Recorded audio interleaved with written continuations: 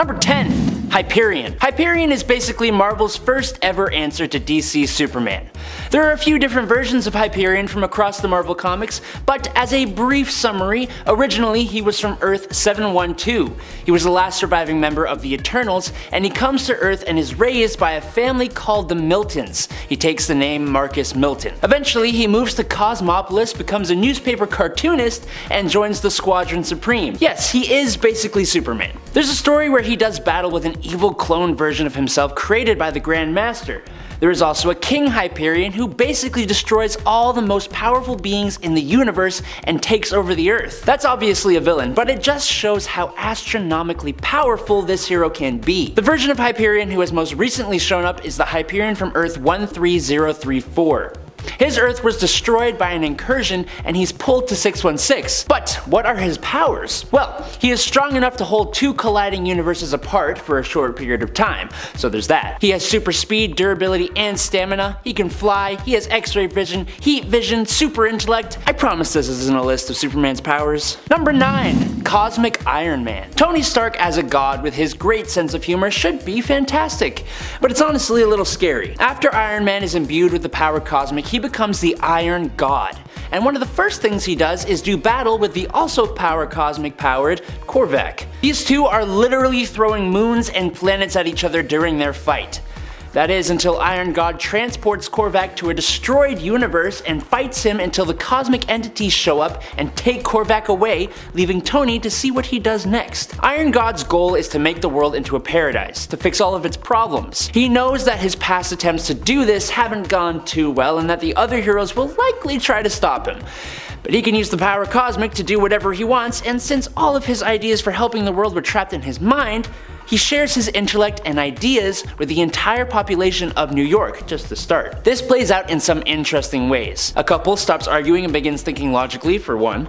A kid at a baseball game starts talking about background radiation, and the villain Big Wheel decides to solve traffic issues using quantum mechanics. The only problem is that Tony isn't exactly the kind of guy to fully think things through or consult with others before he does things, and that also transferred to other people. Number 8. Rune King Thor.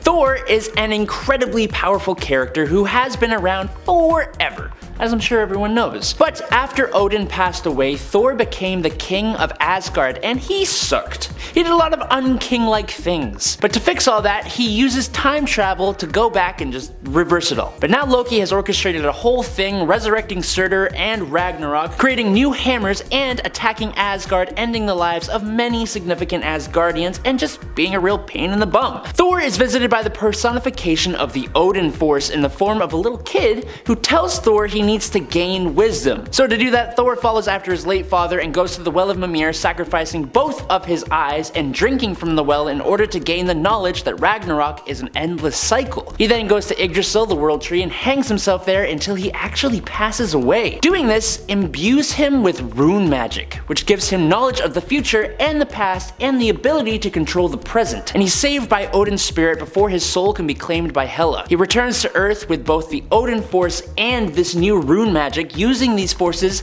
he is able to erase the man god from existence with a single touch.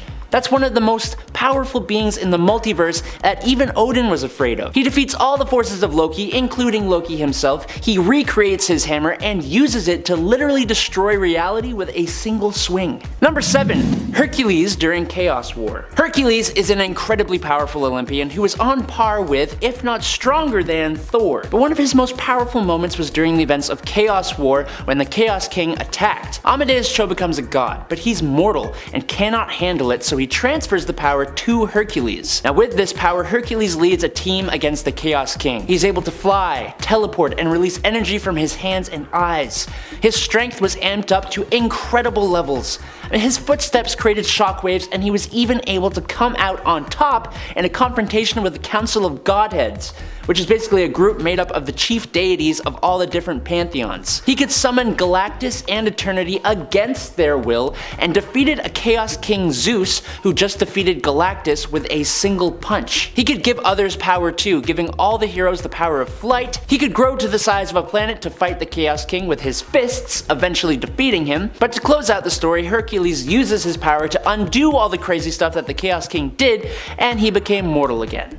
but damn, he was powerful. Number 6. Rachel Summers. Rachel here is from the Days of Future Past storyline, and she is another of the mutant children of Jean Grey and Scott Summers. She has access to the Phoenix Force and was raised in the Xavier Institute and becomes the partner of the future version of Franklin Richards. After she was kidnapped by soldiers who had taken out everyone else in her house, Rachel became a mutant hound, using her psionic powers to hunt down other mutants for the authorities. They branded her face with an irremovable pattern of tattoos to mark her as a hound and forced her to wear a leash. Rachel took out mutants, some of which were people she loved. Rachel's grief and shame from what she did as a hound and the deaths of her parents and friends made her a pretty dark character, even after she broke her brainwashing. She's one of the most powerful psychics in the entire Marvel universe, and that's the case before she became the one true Phoenix and had its cosmic powers. As Phoenix, Rachel's abilities are enhanced to their ultimate levels, limited only by her force of will and her imagination. She literally becomes the cosmic entity, the Phoenix. Number 5. Marvel Anime. I don't know what's weirder, really. The mangaverse of Marvel or the anime universe, which also exists. That's right, Marvel made anime versions of some of their most famous characters. The anime universe did not last long though, only having one season that was 12 episodes long, because yes, this is an actual anime I'm talking about. It ran from 2010 to 2011. Honestly, I kind of want to watch all of it after seeing only like a little part of the first episode. It is very anime, right down to the intro, and also some of this animation looks pretty good, I gotta say. The first episode is about Iron Man, whose origin is more in line with his MCU one than his comic book counterpart here. In this reality, Iron Man is basically looking to retire and is kind of looking into building armor suits that he could use to replace him. However, when the villain Scorpio appears on the scene, he is forced to take action as the hero, Iron Man. Number 4. Captain America married Iron Man. Or rather, I guess I should say Iron Woman? In this reality, Tony wasn't Tony, but instead was born Natasha Stark, being born a woman. Natasha would grow up to become the hero Iron Woman and would actually fall in love with Captain America, and eventually marry him. Because of the success of their romantic relationship, the first Civil War never happened in this reality. There was a superhero registration program, however, but no one argued over it, and it was actually started by this universe's Reed Richards. This Earth is known as Earth 3490 and is an alternate one that Mr. Fantastic glimpses while perusing various realities where the first Civil War had a different outcome. Number 3. Marvel Apes, also known as the Apeverse or the Monkeyverse. Monkeyverse. In this reality, all the heroes and villains of Earth that you are used to seeing are all apes or monkeys. Also, heroes and villains actually die in this reality. In fact, if a villain is captured and brought to justice, they are demanded to reform, and if they actually choose to refuse that,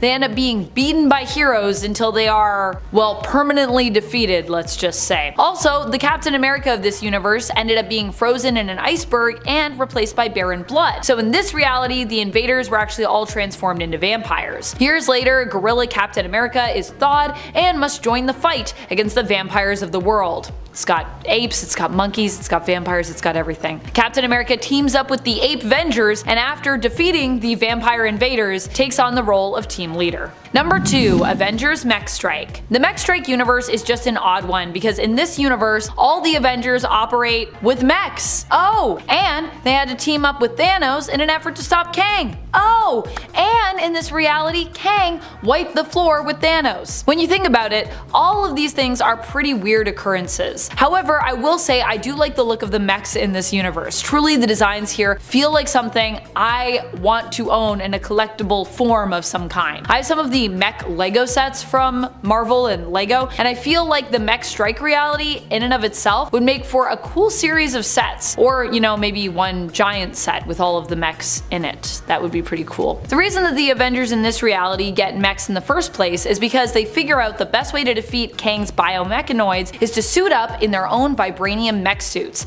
that Iron Man dubs biomechanoid response units. Although I gotta be fair and also mention that T'Challa was actually the one to figure this out, so basically, good job Black Panther, you figured it out! Vibranium, it's the way to defeat them. Number 1. Marvel. What a weird comic. In this story, we get to see what happens when you take a bunch of inside jokes and try to turn them into a cohesive story, or something? I think that's what is meant to be happening in this miniseries, but don't quote me. This miniseries is confusing, even for advanced comic book readers like myself who have read tons of comics at this point. In this comic, a lot of strange things happen, but it seems it's all done to make fun of the Marvel and DC universes, the whole superhero genre in general, and the distinguished competition, aka DC Comics. However, that doesn't mean that anything here makes sense. In fact, I can't make sense of almost any of it. This alternate reality takes place in the future in the year 5002 AD. Here, the AOL company basically becomes powerful enough to lead the planet, I think. People can also seemingly karate chop meteors as they fall from the sky, and eventually we travel back in time to discover that Wolverine started off the whole human race after evolving from an otter. That's really what happens in it, I think. That's what I got. Number 10. Harry Osborn. This one's a dead friend. One of Peter's closest friends is Harry Osborn in the comics. Well, he is at least until he turns into a villain himself. Harry ends up dying at the end of Spider-Man 3, sacrificing himself to save Peter and inevitably redeeming himself. Peter forgives Harry for all that he has done, and he and Mary Jane kind of reluctantly get back together and attend Harry's funeral, mourning their former good friend and at one point, kind of villain. I mean, definitely villain. Harry in the Raimiverse is played by James Franco, but Dane DeHaan plays the character in the Amazing Spider-Man series. Dane DeHaan's Harry Osborn becomes Green Goblin in the second film and is a secondary antagonist, in a film that, like Spider-Man 3, suffered from too many antagonists. I'm just saying. I don't think we'll be seeing James Franco reprise the role in the MCU for reasons, but there is still a chance that Dane DeHaan could reprise the role. I would be fine with that. I would be interested in seeing more Harry Osborn. I would be interested in seeing more Harry Osborn in some capacity in these movies, as long as we don't bring back Spider-Man's costume from the Amazing Spider-Man. I forgot how much I disliked that costume. I went back to those movies for this list and I was like, man, still don't like that costume. It's not for me. Number 9. Uncle Ben.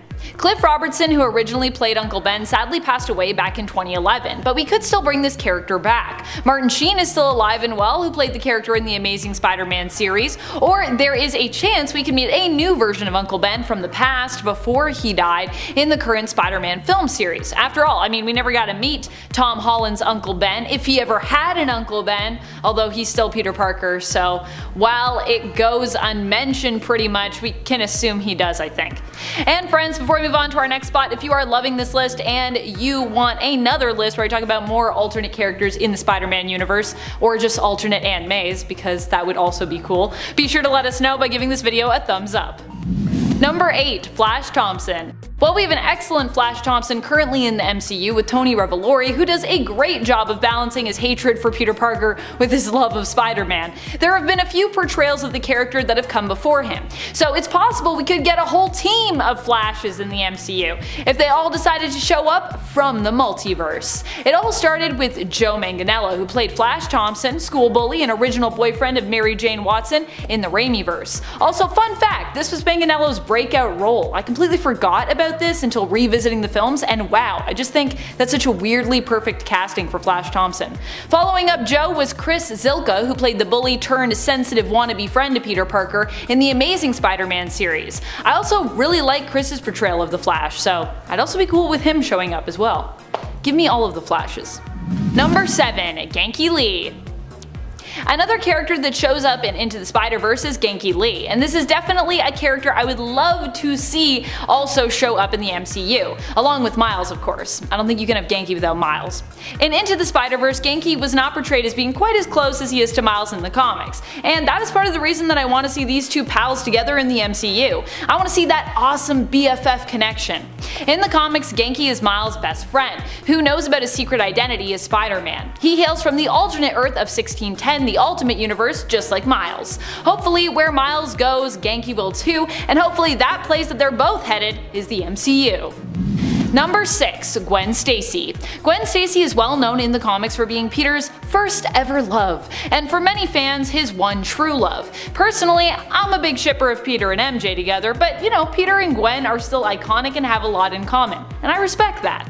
In the Amazing Spider-Man series, Gwen Stacy was played by Emma Stone, who I absolutely love. Unfortunately, just like in the comics, Peter was unable to save Gwen at the end of the Amazing Spider-Man 2, and she died. Peter thought he had saved her, but learned that ultimately he was too late. He gave up being Spider-Man, but eventually returned to the mantle after listening to Gwen's valedictorian speech, which inspired him to become a hero once more. Emma Stone did an awesome job playing Gwen, and it would be really awesome to see her return and to see Andrew Garfield's Spider-Man get to actually say goodbye to some version of her from the past or alternate future. Alternatively, I also wouldn't mind seeing Bryce Dallas Howard return to the role of Gwen, as she also played the character in the 2007 film Spider-Man 3. And I also just love Bryce Dallas Howard. She has done so much since then and has proven herself an amazing performer and an amazing director. Number 5. Magical Girl. Not the name of this reality, but it's what I'm calling it. The original Penny Parker is already a wild enough and super cool character in the Marvel Multiverse. But of course, Marvel had to go even further with this alternate version of Spider-Man by also making an alternate version of this alternate, turning her into a magical girl? In Marvel's Contest of Champions, there is an alternate version of Penny who is said to hail from Earth 23. In this reality, she met a magical creature which granted her powers, turning her into a magical guardian and warrior. She fights against evil with the power of friendship and love. Sound familiar to you? Initially, the Earth she hailed from, Earth 23, was also known as the Mangaverse, which would make sense, but the number for the Mangaverse would actually later be changed to Earth 2301. So now Earth 23, I guess, is just like another Mangaverse, but only in Contest of Champions, is a thing. Number 4. Ruins. Probably one of, if not the bleakest Marvel universes in existence. Ruins leaves me reeling every time I return to it. What can be said of this reality that I haven't said already? It was made to be kind of the antithesis to the normal Marvel fare, the opposite of the main continuity, if you will, and really, it did succeed there. No power comes without some level of disturbing sacrifice or tragedy in Ruins, which is what makes it so terrible, but also, in a way, kinda great because it is very different. I don't know if it's different in a good way though. Number 3. Doctor Who Universe. Doctor Who actually exists in the Marvel Multiverse, if you can believe that. This is because back in the 80s, Marvel actually published a series based on the famous television series of the same name. The comic was known as Doctor Who Monthly. The universe in Marvel that the Doctor exists in and hails from is known as Earth 5556. And while Doctor Who may now be a property whose comics are published by Titan Comics, the fact still remains that because Marvel did have the rights in the 80s, technically the Doctor does exist in the ever-expanding Marvel Multiverse. Somewhere out there, the Doctor's running around, working on timey-wimey, time-traveling stuff, which is pretty wild to think about. And within that series itself, other alternate universes were also explored that are likely also tied to the main Marvel Doctor Who universe, the continuity, the Earth of 5556. So in a way, there is like a Doctor Who multiverse that exists within the Marvel Multiverse. Multiverses on multiverses. And there you go. There's a single multiverse at least that exists within a multiverse. Woo! Number 2. Hostess Snacks. If you can believe it, there is a whole reality based off of the advertisements in Marvel Comics.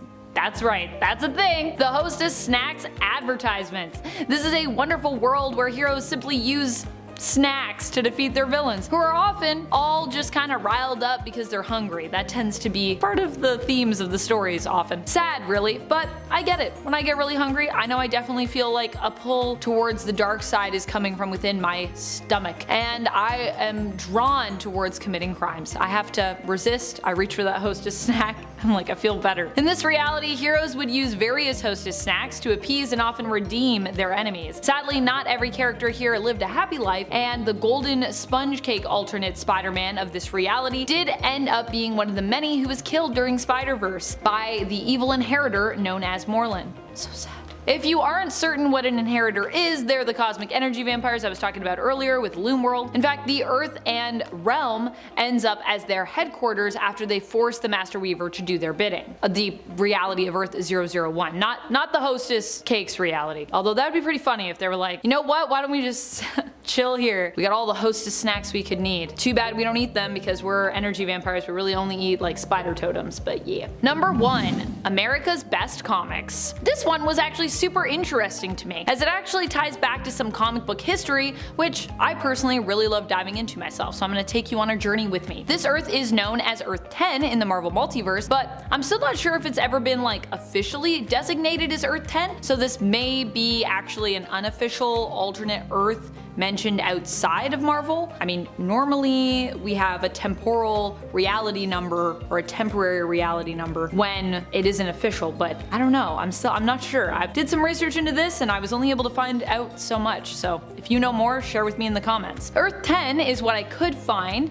this world designated as, official or not, as being the home of America's Best Comics, which was actually a Wildstorm imprint created by Alan Moore, which is pretty crazy to think. Now Wildstorm is an imprint at DC, but before Wildstorm was its own thing, and then America's Best Comics was an imprint there. America's Best Comics had multiple series under its umbrella, one of them being, get this, a comic called Top 10, which was not a series about this channel, but instead a unique take on a police procedural, which took place in a city where everyone had superpowers, a sort of like citywide kind of retirement community for superheroes from across the multiverse, across the omniverse you might even say. Among those spotted there was Marvel's famous Wolverine, whether the Wolverine from the main continuity or the Wolverine of Earth 10 or the Wolverine from somewhere else, we don't really know. The other interesting thing is that DC characters also apparently appeared, although I'm not sure if any of the characters to appear from the big two, at least not initially, were actually official, or if they were just characters that looked very similar, but you know, we never really said their names. DC would end up acquiring Jim Lee's Wildstorm, and with it Alan Moore's imprint of America's Best Comics, or ABC as it's sometimes referred to. This was controversial as well at the time, as Moore had actually sworn at that point to never work with DC again, but apparently Lee had only found that out after he had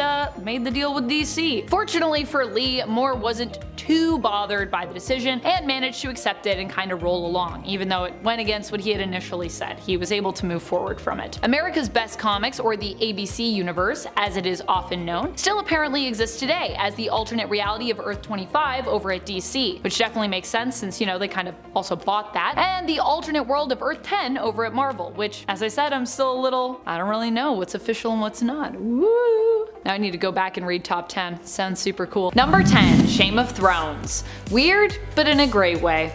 Because for this story, we are heading over to the alternate reality belonging to the Little Marvels. Over in the Infinity comic Giant-Size Little Marvels issue number 4, we get a glimpse into Dr. Von Doom's lair and his evil game night, which apparently happens every other Tuesday, according to Magneto. However, the whole issue consists of a tangent where the invited villains complain that Doom is the only one who gets to sit in a throne while they game, whereas they're all relegated, you know, to normal seats. Doom argues it is because he's the most accomplished ruler among them all, and that he answers to no one. However, his mom has something to say about that. Vicky? Number 9. What if Sergeant Fury had fought World War II in outer space? I was literally going to just say that to introduce the story, but then of course it's already been said because that's the name of the story. In this comic, we get to see what it would be like if, in addition to the general opposition during World War II, there were also aliens involved, who wanted to, of course, invade Earth. As such, the Howling Commandos take to the stars to fight against German World War II soldiers in addition to alien invaders known as the Baytans. Did I also mention that Nick Fury is still smoking throughout this entire issue, even while he's wearing a space helmet? While some things would change in this scenario, it seems others would remain the same. How do you even smoke in a space helmet? That seems like it would be terrible. And friends, before we move on to this next spot, if you are loving this list and you want more multiversal Marvel lists, be sure to let us know by giving this video a thumbs up. Number 8, The Final Showdown. Mutant X really had a whole series, but for the purpose of this list, we're just going to focus on one of its story arcs that takes place in the alternate reality of Earth 1298, as it was a 32 issue series, so I mean a lot happened. The basic idea here though is that instead of X Factor, we have a non-government or corporate mutant team known as the Six. Havoc in this reality ends up with Madeline Pryor, and the two of them have a child together named Scott. Yeah, it's a little different than 616. Here Maddie does become the Goblin Queen, but like how we have the Phoenix Force, she becomes infected with the Goblin Force and its influence, turning her dark. Initially, Maddie is actually known by her hero mantle, Marvel Woman. As such, Havoc and their son Scotty must fight against the Goblin Queen. After a long build-up where no one is able to stop Madeline, it's revealed that Scotty is able to due to his insane level of power. He rids his mom of the goblin influence, but also banishes her in the process. Don't worry though, just like in main continuity, Maddie would return here as well. I believe she gets banished to like the center of the earth. It's a weird place, but it's a pretty good place, I would say. Mutant X, should you read it? Nah, I think you should read it. I think you could read it. I don't know if you should, but you definitely could. Number 7. What if the X-Men had lost Inferno? I love this comic, mainly for the panel at the end where Alicia Masters Storm whispers to her newborn babe, "I love you, baby." I think it might be one of my all-time favorite panels ever, actually. But there is lots of weird stuff to love from this issue, including the fact that Doctor Strange and Rachel Summers also randomly deliver this baby at the end. In this What If, we imagine what would have gone down if the Goblin Queen hadn't been defeated and instead was victorious. One of the things that would have come about? Her unleashing the beast within Wolverine and turning him into a villain who devours babies. Also, Rachel becomes trapped and later freed from being a bridal mannequin? I think that's a thing that happens here. That's definitely looks like what's happening. Also, I love Rachel as a bridal mannequin. And how after she's like, "Thanks, my face hurt, too much smiling." Oh, by the way, Doctor Strange, who frees Rachel, he also gets to wear a cool eye patch in this world. Why? Because he's Doctor Strange. He gets an eye patch. I like it. Everyone should have eye patches. I want an alternate reality where everyone has an eye patch. Number 6. Ghost Racers. This is a series that comes from the Battle World pocket dimension that was governed by God Emperor Doom. Just like we had the Thor Corps, here we have the Ghost Racers, which is basically like its own category of racing, creating an organization or like even a company out of that set form, like NASCAR. The Ghost Racers are made up of various ghost riders who of course race one another for Battle World's entertainment. And of course, so wealthy fans can ideally make some funds on the wins and losses of each race. Although all the riders are pitted against one another, and eventually Arcade, who is in charge of them, sends them to take down Robbie Reyes, the current racing champion, eventually they all remember what things were like before Battle World, and they decide to rise up against those that are controlling them. Which I love. Also, I just love the idea of like just a group of racers that are just all ghost riders, and they're like, we race each other for fun. This is what we do now. Ghost Racers. Number 5. Morbius, the living vampire. It's Morbius' world and we're just living in it. He first appeared in Amazing Spider-Man number 101 in 1971. The story goes, in a desperate attempt to save his own life as he suffers from a rare blood disease, Dr. Mike Morbius turns to a cure that uses vampire bat DNA because of course he does. It mutates him into a half-vampire, half-human monster. It's Morbiclock out there, and Morbius was actually initially kind of a bad guy. He fought Spider-Man and Blade before becoming a vigilante justice sort of anti-hero who struggles with the insatiable lust for blood. He's also desperate to find the cure to his vampirism. Honestly, in the comics, Morbius looks way scarier and monstrous than the Laughingstock movie. I think it's one of those things where the cartoon and artistic medium is much better at portraying the monster than Jared Leto is. Number 4. MCU Gargantos. Gargantos is one of the monsters from Doctor Strange in the Multiverse of Madness that I thought, might be one of the big bads of that movie. Instead, I was wrong, and the beast was used simply as a distraction. Seemingly modeled after the comic book character Shuma-Gorath, Disney and Marvel decided against using the name of that character for copyright reasons, and so instead decided to use a name that solely belonged to them. Enter Gargantos. Although in the comics, Gargantos is less of a magical monster and instead is kinda like your typical multi-tentacled, one-eyed sea monster. In the film, it takes the combined efforts of Sorcerer Supreme Wong and Dr. Stephen Strange to defeat the beast, and Strange even pulls out some magical monster tricks of his own to stop Gargantos. While Gargantos appears in a multiversal film, him being based off of Shuma-Gorath would likely also make him a multiversal monster just straight up. Number 3. Ghost Rider. Who could forget Johnny Blaze, one of the Ghost Riders set out to hunt down earthly baddies and drag them kicking and screaming to hell where they belong. The legacy of the Ghost Rider began in the pre-Marvel age with a ghostly cowboy who hunted the prairie of the American frontier. But the modern version is a stunt biker, Johnny Blaze, who becomes possessed by the demon Zarathos and becomes a flame-headed skeleton with a cool bike and fancy leather jacket, hunting down bad guys in the name of vengeance. At times, he's the bad guy himself, being the not polished hero that has no problem taking lives. At others, he fights with the other Marvel heroes to take down bigger foes. I mean, he looks badass Can we be honest here? And he's definitely one of my favorite Marvel monsters. Number 2. Strange Supreme. Strange Supreme is the dark Dr. Stephen Strange we see as is showcased in the Disney Plus What If streaming series in the season 1 episode, What If Dr. Strange Lost His Heart Instead of His Hands? In this episode, Strange becomes obsessed with getting back Christine Palmer after losing her in a car accident instead of, losing his hands, because Christine was his heart. Get it? Because her death is considered an absolute point in time, the spirit of the Ancient One returns to Strange to remind him that he cannot do anything to bring her back. Strange doesn't like that answer and is like, I'm still gonna do stuff, so he gets split in twain, with one half of him choosing to do whatever it takes to get Christine back, because the Ancient One's like, I'm not gonna let that happen, just cut you in half. This prompts him to turn to the dark arts, absorbing various creatures and monsters from the universe in order to get as much power as is needed to reverse Christine's death. In the end, this Strange of the multiverse becomes more monster than man, defeating his other half by reabsorbing him and breaking the universe to bits when he disregards all warnings and brings Christine back to life anyways once more. Doesn't even work out well because Christine's like, dude, you're like super evil, I'm like not here for this. Number 1. Shuma Gorath. Quote, before all was, I was. Before time was, I waited. I fed on the screaming souls of the universe. I drank the spoiled milk of dead stars. I am the emptiness outside all understanding. I am Shuma Gorath.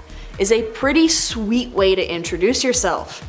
His character design is next to none as one of the great old ones who first appeared in a 1972 comic called Journey into Mystery Volume 2. This tentacle monster more so looks like a freak of nature than a typical monster. He's the ruler of hundreds of dimensions and comes to the Earth realm millions of years ago along with the other old ones. Around 1 million BC, he was banished from Earth by a time traveler sorcerer named Seasneg. It was witnessed by Doctor Strange, who hoped to defeat the Ancient One so his master didn't have to die, but obviously it never really works out like that. But then Shuma Gorath reappears and becomes the main foe of Doctor Strange. While we can get into his whole villain arc with Doctor Strange, I would prefer to look at the other reality he appeared in with Earth 30847. He became an unlikely savior of Earth, and upon accepting that they thought of him as a hero, he ended up hosting a Japanese game show called the Super Monster Awesome Hour, which honestly, vibes. Number 10. Amalgam. The Amalgam universe is one of my all-time favorites when it comes to odd Marvel worlds. It exists as a bridge between both the Marvel multiverse and the DC multiverse. To this day, I still cannot believe Amalgam was allowed to happen, and it gives me hope that maybe one day we could see a live-action crossover film or TV series between the big two publishers of Marvel and DC. The Amalgam universe first appeared in a series of 12 one-shots that were all part of the DC Marvel crossover event. Right near the end, they all kind of came in. The Amalgam universe doesn't have one designated number, as both Marvel and DC have their own assigned numbers for this Earth. Also, the Amalgam universe only existed in print for 2 short years, from 1996 to 1997. Rest in peace. However, I still hope to one day see its return in print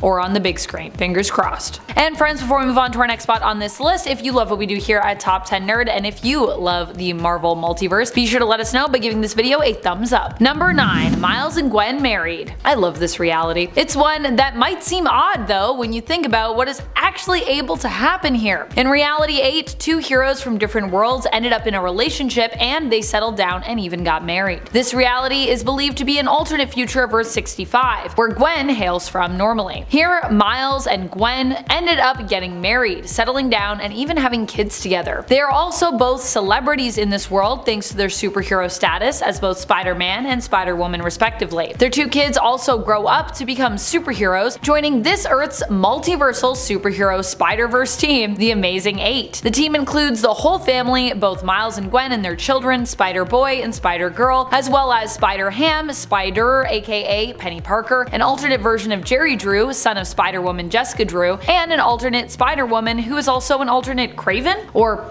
possibly a member of the Kravinoff clan. Number 8. Earth X. Axe. This is an interesting one. Thank you to Zocker JHD for the suggestion on the part 1 in this series, and for reminding me of this amazing world. Earth X is a really dramatic world with some really beautiful artwork from Alex Ross. Earth X was created by both Ross and Jim Krueger. In this reality, everything ties back pretty much to the Celestials, Deviants, Eternals, superpowered humans, mutants, Inhumans, even Mephisto ties back to the Celestials here. Here, Mar-Vell ends up acquiring power through Kronos. This grants him cosmic awareness, which allows him to see the full extent to which the Elders of the Universe and the Celestials were involved in manipulating the entire cosmos. He allows himself to die so that he can enact a plan to stop the Elders. Eventually, Mar-Vell is granted the Enigma Force, even in death, and sets out to stop the meddling of the Celestials and the Elders, planning to free all those who have died by killing the Elder Death. Because yeah, Death is an Elder of the Universe here. Number 7. Mangaverse. There have actually been a few different universes that involve manga, and in fact a few different Marvel mangas that I myself have stumbled upon in bookshops. I really want to read the Deadpool manga if I'm being honest. But for this list we're focusing on Earth 2301, also known as the Mangaverse. The main one, that is. The Mangaverse first appeared in 2002 in Marvel Mangaverse New Dawn issue number 1. Although I actually think there was an earlier version of it that did appear, but I think they kind of reset it and like changed the number a little bit. So yeah, it's been going on since the early 2000s though, which is quite some time. And also, what a time. I feel like that's when I started getting into manga, the early 2000s, so makes sense to me. Number 6. What if World War II was fought in outer space? A classic what if tale, one that imagines what if Sergeant Nick Fury fought World War II all the way up in space. And of course, instead of the fight being just against the Axis and Germany, the Howling Commandos in this issue are also taking on aliens. This alternate reality comes from the 1977 What If series in issue number 14. This is the first volume of What If. In issue number 14, the reality comes to be as the answer to the question, what if Sergeant Nick Fury had fought World War II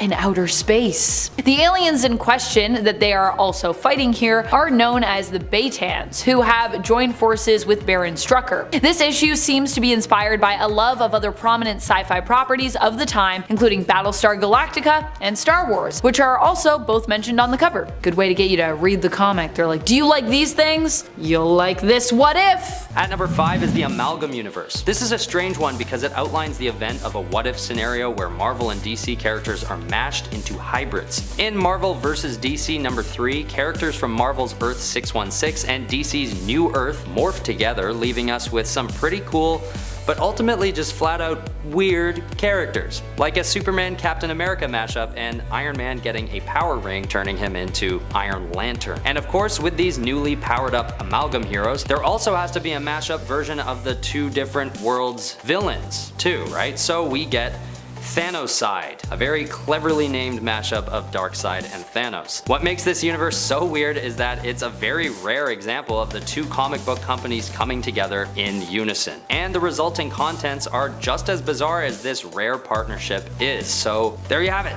The Weird World of the Amalgam Universe at number 5. And at number 4 is Weird World. I feel like there's no need to explain why this one ended up on the list given the title. But weirdly enough, Weird World isn't actually that weird, all things considered. Weird enough to make it on this list, but I still feel like they had an opportunity to make a world so weird that they clinched the number 1 spot on this list. But still, it's a weird one. I am tired of saying that word. It's a Marvel universe that features magical creatures like goblins, dragons, and zombies. And there are just perpetual battles going on there between gods representing dark and light. It's hard to tell how it ties in with Marvel superheroes, so in the context of the Marvel Multiverse, it's definitely weird and a bit out of place, but it also just seems like a typical medieval fantasy landscape to me. It's almost weirder that this world doesn't really match its name, but I guess weird is weird. At number 3 is the Marvel Apes universe. Featured in the Marvel Apes miniseries, this alternate universe naturally features ape people versions of all the heroes we know and love, and everybody else for that matter.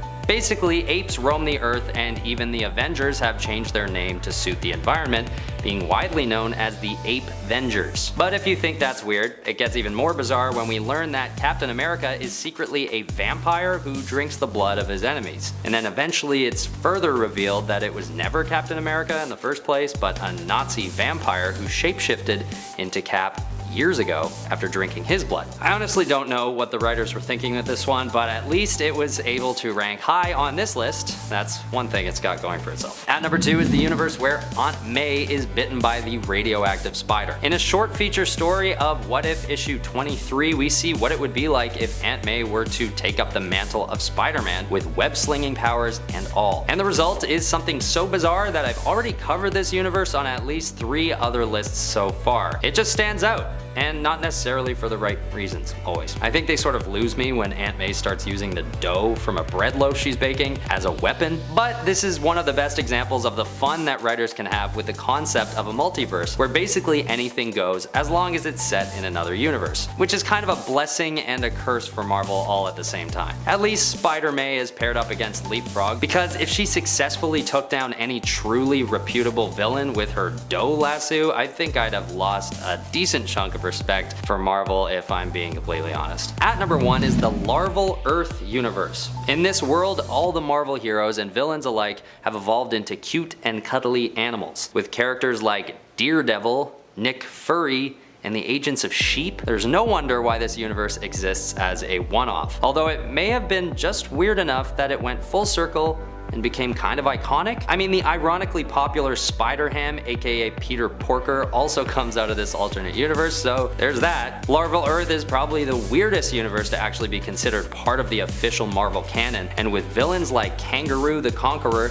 Sand Manatee, and Magsquito, readers are left wondering whether or not this whole multiverse concept is going too far. But personally, I think the odd, fun, and weird universe never hurt nobody. I mean, who could be mad at Black Panda? I mean, that's not much of a stretch considering he's normally named after an animal, right? Number 10, Miracle Man. It's kind of weird to think, but Miracle Man exists over at Marvel Comics. Although admittedly, the story of Miracle Man feels like it would fit perhaps a bit better over at a publisher like Dynamite Entertainment based on the story. It seems like a narrative that would fit more comfortably next to Dynamite's The Boys. It's a bleak story about a madman who experimented on basically young orphans using alien tech in order to try and create the perfect being. The power that they wield, however, comes both with perks as well as devastating setbacks, with the young sidekick of Marvel Man, later renamed Miracle Man, actually being driven mad by the power he wields and ending up ultimately becoming the world's greatest supervillain, despite inside still just being a young boy. When you think about it, it's pretty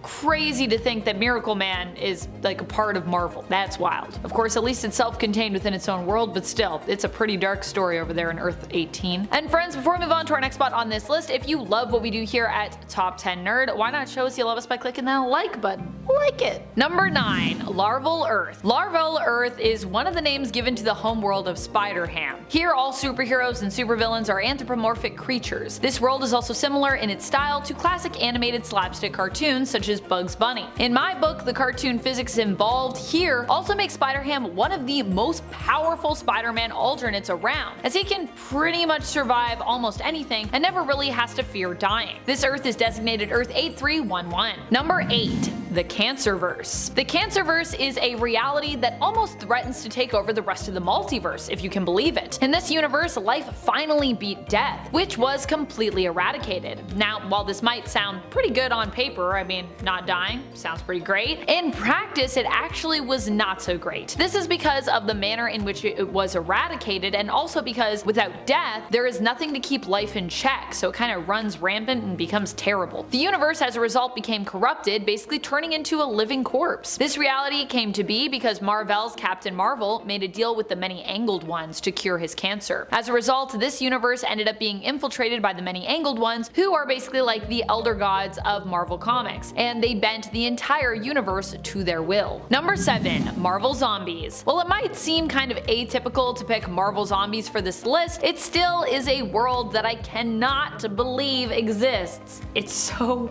terrifying. What's more, I can't believe this is a project we could be seeing reimagined as an animated or even live action series, as Marvel did announce that it would be coming to Disney+. That's right, we're supposed to get a Marvel Zombies series, I believe. Of course, I haven't really heard anything since that announcement that it was going to be coming and that it would be written by Zeb Wells, but I'm still super intrigued by the idea even of this adaptation. Marvel Zombies is a surprisingly gruesome, brutal, and bloody world in Marvel Comics, so it's definitely a weird one. Number Number 6. Loom World. Loom World is an interesting place. One, this is actually known as Earth 001, which is odd because the number 1 would imply it's more original in its existence than other Earths, including the main comic book continuity of Earth 616, which, you know, is the main one, so you'd think that would be one. And it's also the home of the Inheritors, who are basically cosmic multiversal energy vampires. However, it also kind of makes sense that this is considered Earth 001. Ashur and Gaia, powerful gods, once resided here along with many other gods and goddesses. Earth 001 was then the nexus of the multiverse. They tasked their daughters to basically come up with a system that they might use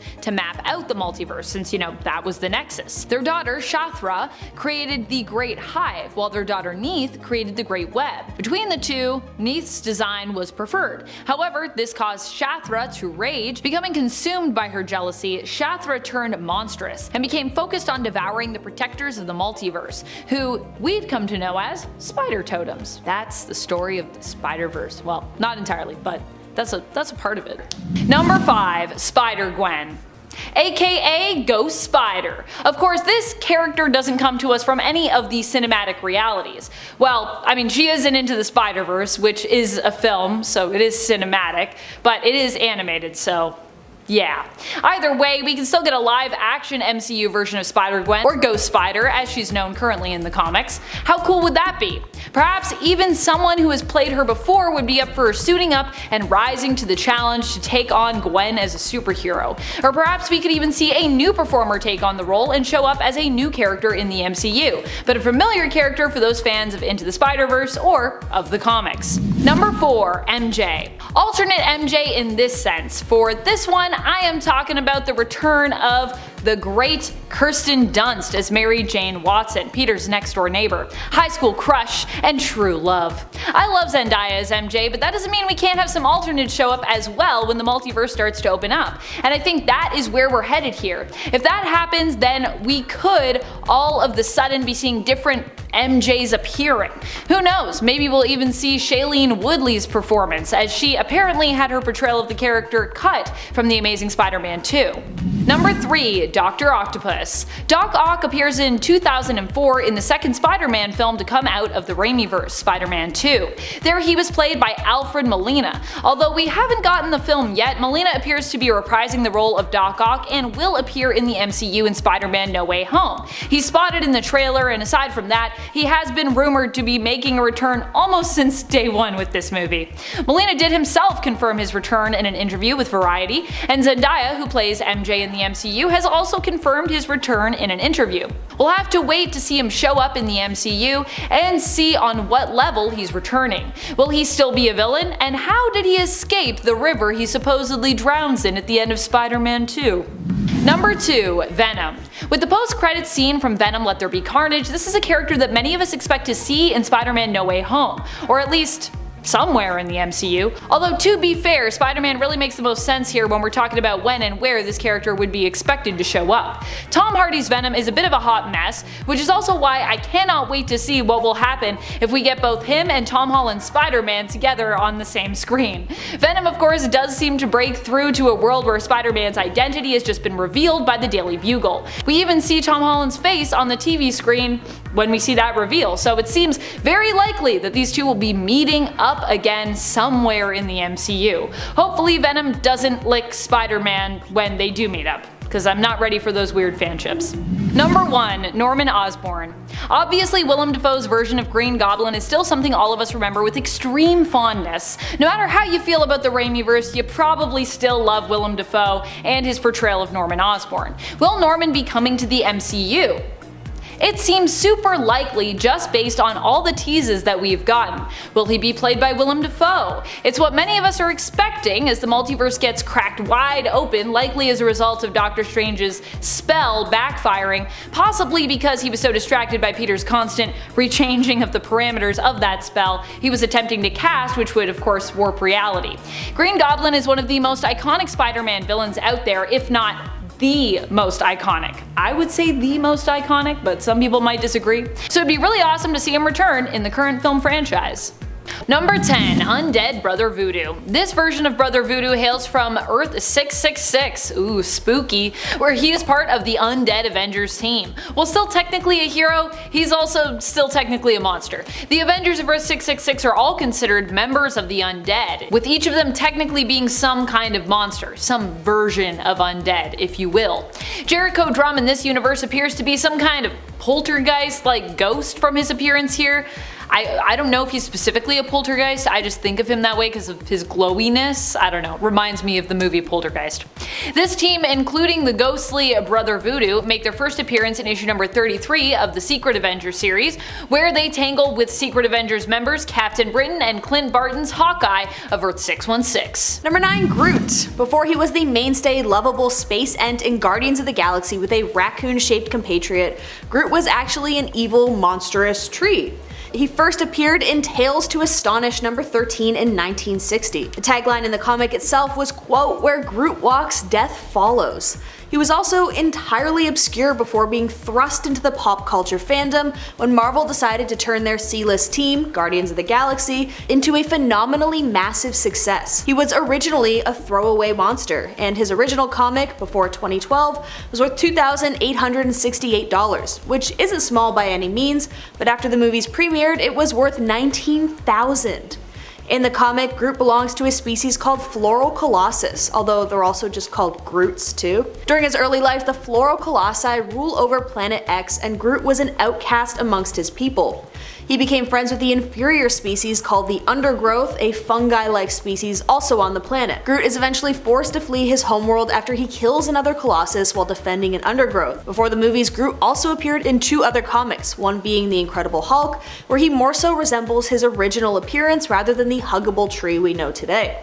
The Hulk comic released in 1976, and then lastly he was in Annihilation Conquest number 6 in 2008. It was the first appearance of Groot as his modern rendition, smaller, skinnier, a bit more approachable than the Godzilla-style tree we knew before.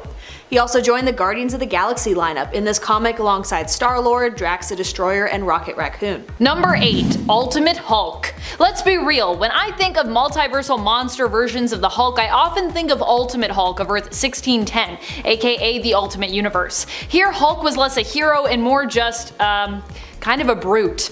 In fact, at one point the Ultimates, who are basically this Earth's version of the Avengers, even had to fight against, not with the Hulk. The Hulk would eventually go on to join the Ultimates team, I'll give him that, but let's not forget that he's a cannibalistic beast who also makes some of the most violent threats when he's angry. Even Bruce Banner wasn't as altruistic in this universe, initially hoping to create the next super soldier serum so that he might be able to increase his own strength and power. However, instead he created a Hulk serum, which turned him into the Hulk because he was all about testing that serum on himself. It's even implied that during his first transformation that he may have actually caused the death of Mary and Richard Parker, the parents of Spider-Man.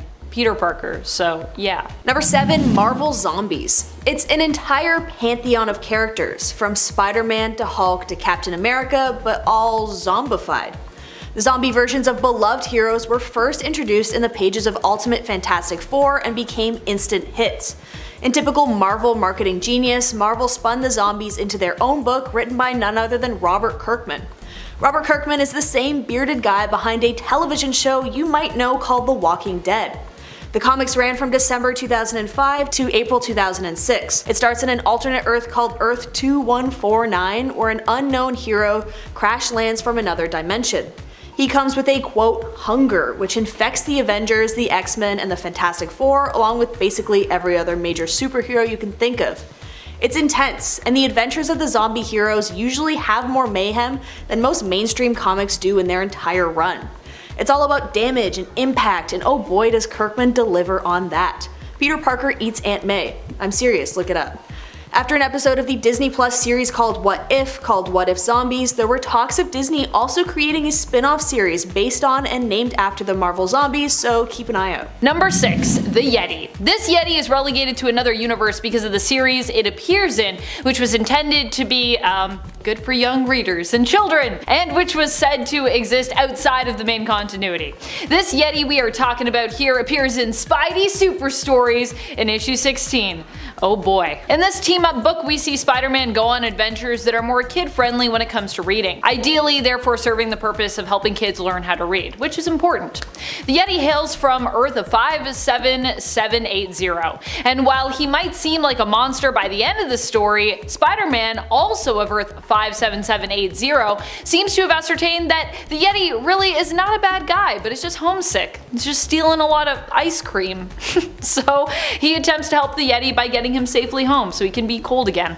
Yay. Number 5. What if Wolverine battled Conan the Barbarian? In issue number 16 of the second volume of What If, we get to see what would happen if Wolverine somehow came to the time and lands of Conan and the duo ended up fighting one another. That's basically what What Ifs are for, right? Just seeing people that would not normally fight, and who will win. In order to revive his love, Conan is asked to bring another soul in her place to sacrifice. The soul that he decides to bring is actually Red Sonja, so that's not great because Wolverine, having fought with Red Sonja previously, had basically kind of fallen for her, and he does not agree with what is going on because of his own sentiment. He wants to rescue Sonja, probably because she reminds him of Jean Grey.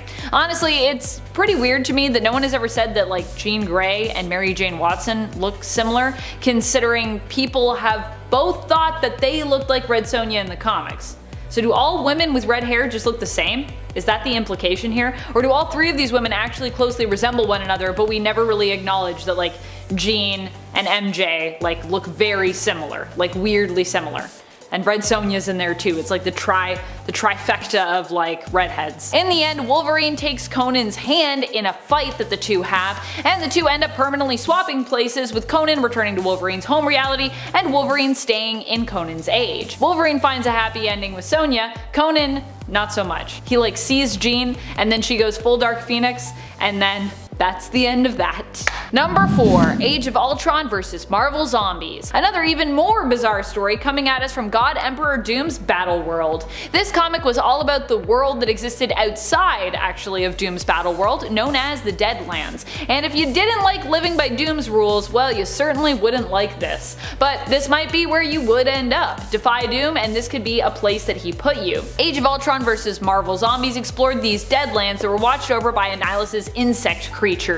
And yeah, it's about as wild as it sounds. Around every corner, with the flip of every page, awaits more gore, folks losing their heads, and monsters, monsters, monsters! I think in a world of zombies versus robots, no one really wins. Is that the takeaway here? Also, because this is Battle World, there are lots of appearances of random multiversal characters, such as young Hank Pym, who's kinda like the main character of this, from the past alternate Earth of 51920, and the Pilgrim Punisher of Earth 15513.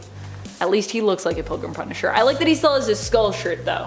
So he's like got the hat, he's got the coat, and he's like still got this like very 80s style looking logo and shirt.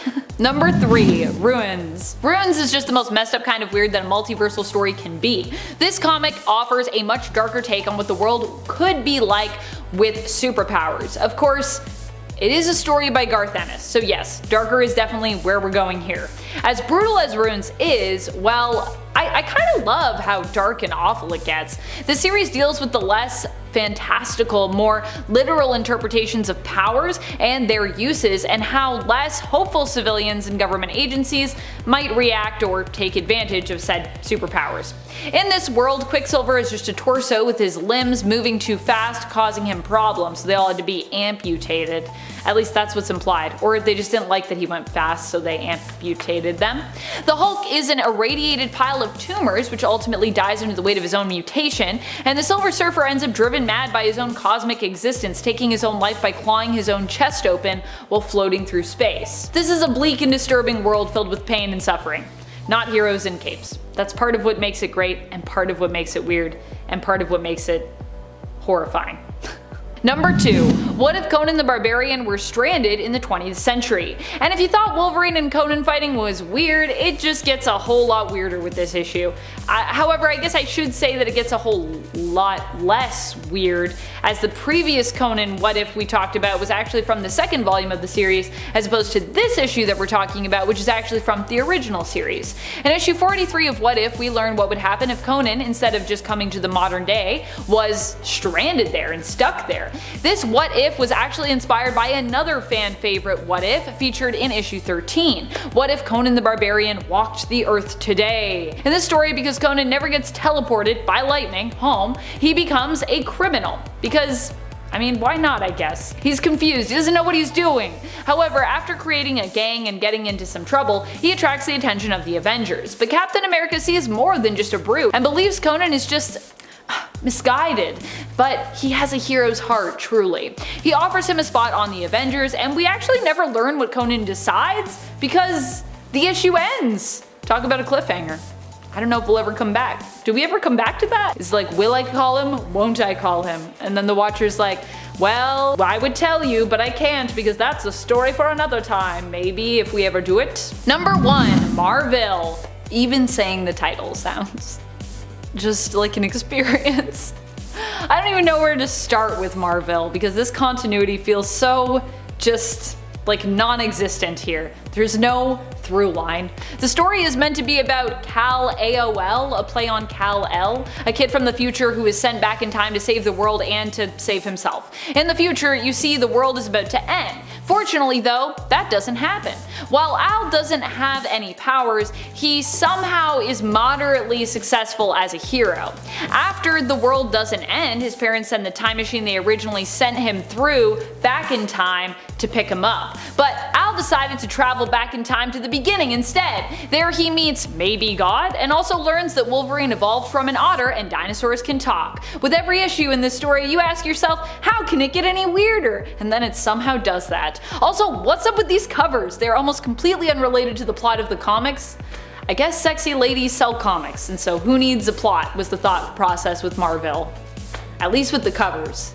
And maybe with the inside of it as well, because I don't really know what the plot is about. At number 10 is the Punch Dimension. This probably wins the award for the most uncomfortable and painful universe on this list, unless you're Cyclops, in which case it's actually probably the most useful, but still pretty painful, I'd imagine. In fact, the Punch Dimension is where Cyclops gets all of his power from, because instead of him actually generating all his power from within, his eyes are actually known to be doorways to this dimension, which he can summon kinetic energy out of on command. But if anyone else were to travel there, they'd probably die immediately. Honestly, Cyclops probably would too. To think that there's just a dimension out there that consists of pure concentrated kinetic energy and nothing else is definitely bizarre, if not terrifying. At number 9 is Marvel Noir. On Earth 90214, all of the most popular heroes get their own retellings through the lens of the 1920s and 1930s era. And although I think this is a really cool idea, some of the characters that get their own noir makeovers just come off as a bit bizarre. A few of them give me that uncanny feeling where I can't tell whether the steampunk aesthetic is really cool for them or just doesn't work as smoothly as others, like the noir Iron Man or the pirate portrayal of Namor. But overall, we do end up with Spider-Man Noir, who has become a well-known alternate version of the hero, especially after being voiced by Nicolas Cage in the Into the Spider-Verse animated film. Don't get me wrong, I actually think this universe is really cool, but it's also very weird, hence why it's made it onto this list. At number 8, we have the Pocket Universe. This one is definitely a bizarre concept that really puts things into perspective on and off the page. Franklin Richards, son of Reed Richards and the Invisible Woman, has some really powerful abilities, and in one instance in particular, he shows what he's capable of in a really impressive way. The young boy harnesses the dimensions of space, time, and reality to develop his very own universe, which he creates to be small enough to fit in his own pocket, hence the name. And although we don't see everything that goes on inside this fabricated pocket universe, we can assume that no matter what, it's gotta be a weird existence. Especially when a ball of lint in the boy's pocket is probably the size of thousands of solar systems put together. At number 7 is Marvel 1602. This is a fun one, but it's definitely quite bizarre at the same time. It might be pretty obvious by the name, but basically, this universe tells the stories of the heroes and villains we know today today as if they lived in the 1600s. With Count Otto von Doom ruling a medieval Latveria, heroes like Matthew Murdoch, a blind mercenary for hire, and Peter Parquois, an orphan recruited by Sir Nicholas Fury, have to put a stop to him. Another bizarre thing about this world is that mutants aren't seen as superheroes and aren't part of a team called the X-Men, but are instead known as witch breeds, and they are hunted down systematically by anyone who will dare challenge them. It's definitely a fun world to explore, but it sort of gives me the creeps as well. At number 6, we have the Zombieverse. This is one I'm sure many of you are familiar with, as it's become pretty popular over the years. Basically, Earth 2149 is overrun by zombies, and they don't stop short of turning superheroes to the ghoulish side as well as humans. What we end up with is a whole universe with superpowered zombies jumping and flying around, trying to destroy everything in their paths, including their former teammates and lifelong friends. It's a strange place that puts into question the integrity of superpowered beings and sort of tarnishes the dignity of all our favorite heroes all at once. But it's all in good fun in the end, and we get an exciting, gory, and very weird read as a result. Number 5. Franklin Richards. When Reed Richards and Sue Storm had a child together, a whole bunch of cosmic tomfoolery went on, resulting in Franklin Richards, the baby, being born with powers to alter matter on a universal scale. So in other words, he can basically manipulate reality on a cosmic level, which is an insane amount of power for a kid to wield. He's put mental blocks on himself to help control this power, but that doesn't mean he can't still do a hell of a lot. Some of the things this guy has done include: when all the mutants were destroyed by Onslaught, Franklin resurrected them all and put them in a universe that he just created. When Abraxas killed all the versions of Galactus, Franklin resurrected him. He's also resurrected Galactus and literally made him his herald. Recently, it was revealed that instead of being a mutant, Franklin actually altered every cell within his own body to appear like he had the X gene to fit in a bit more with the mutants. There is even a fan theory that Franklin Richards controls the Marvel Multiverse to stop characters from aging throughout the many years they have been around, and it's honestly possible. Number 4. Doctor Strange. When looking at the rest of the characters on this list, it's kind of hard to see why the heck Doctor Strange is showing up here. And that's fair. Looking at his abilities in the MCU, and even the comics past the point of 2009, he's not that strong. But before that time, Doctor Strange was an incredibly powerful character. So powerful that Marvel needed to depower him. He could easily defeat pretty much any foe before this time. So basically, Doctor Strange's only real power is his ability to use magic and magical artifacts. But since he was so good at that, he could basically do anything he wanted to. Flight, time travel, telepathy, shields, astral projection, teleportation, all of these using spells and artifacts. He has survived being close to a star and has caused that star to collapse into a black hole. He has summoned cosmic entities and imprisoned and defeated the In-Betweener. He's altered the fabric of the universe. He's trapped the Beyonder and undone the things the Beyonder had done when he warped reality. He's broken out of a spell cast by the Living Tribunal, and he has even become Death. He's defeated Dormammu, Nightmare, and Shumagorath on a regular basis. It may be surprising that he's on this list, but it shouldn't be. Number 3. Nate Gray. For a guy named X-Man, he's gotta be a powerful character. And he is. Nate Gray comes from the Age of Apocalypse timeline. He was created by Mr. Sinister using the DNA of both Scott Summers, Cyclops, and Jean Grey. There are a few characters who are a child of these two mutants, namely, there's Cable. Now Cable has huge psionic abilities, but because of being infected by the techno-organic virus, almost all of his energy goes towards keeping himself alive. Nate Gray is basically Cable, but without that limitation. When he first came into the 616 reality, he was able to hide himself from Cerebro, which is supposed to be impossible. He is described as being on the same level of Jean Grey harnessing the Phoenix Force, which is one of the greatest threats the X-Men and the world has ever faced, and he is described as an Omega level living god. He can read the minds of others, he can sense the emotions and histories left on objects, he can detect rifts in space and time, he can move into the astral plane where he can see the future, and after he had a bit of practice, he could even increase the power of other mutants. He has cured cancer, destroyed cities on the other side of the Earth during a nightmare, manipulated matter to a cosmic scale, and traveled through space and time.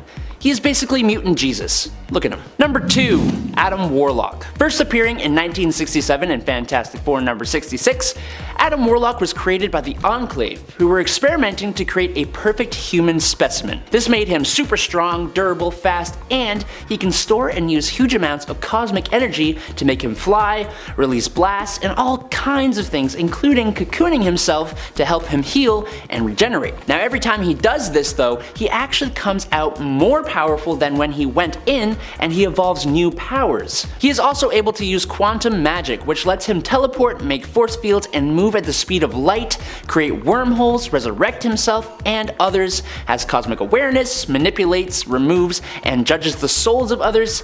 He has a lot of powers. He's altered the evolution of beings, he's manipulated matter, turning Thanos into stone, and then he wielded the Infinity Gauntlet. We have had Mutant Jesus, and this guy is basically Space Jesus.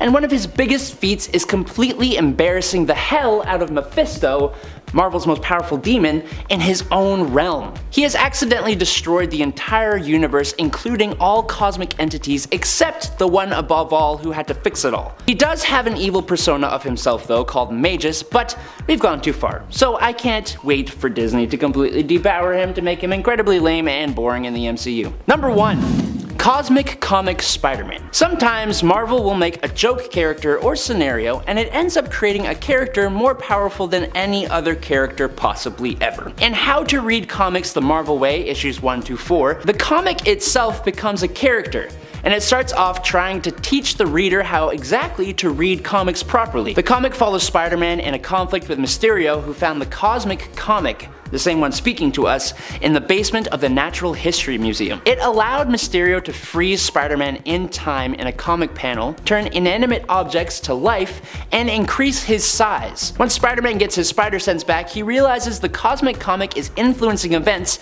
so he grabs the comic, thinking it's one of Mysterio's tricks, and tears it in half. After realizing the error of his ways, Spider-Man and Mysterio begin trying to write their own comics to use the Cosmic Comic to make their comics become reality. Thanks to the Cosmic Comic, they end up fighting across time, altering history, and Peter learns of the fact that he is a comic book character, seeing all of his comic book publication history. Taking in all this info, he fuses together with the Cosmic Comic, basically meaning he can control reality within Marvel Comics, which I think is even technically more powerful than multiversal power. He prints the comic he created, which has him saving the day and winning the battle, and it changes reality so that that's the outcome of the fight with Mysterio.